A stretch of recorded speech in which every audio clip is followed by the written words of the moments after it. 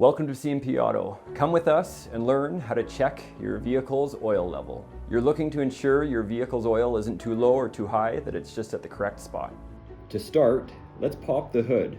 Once you have the hood open, you'll need to find your oil dipstick. It will most likely look something like this. Once your oil dipstick is located, simply pull out the stick inside to see the current level of your oil. If your oil is below this line, you'll need to add more oil. This can be caused by many things. Some common reasons could be either your car is burning oil or it's leaking oil. A quick and uncomplicated way to check your oil involves the color and feel of it.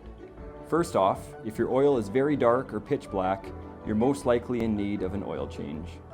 If it's somewhere in between, the easiest way to tell is to put a small amount of oil from your dipstick on your finger and thumb and rub them together.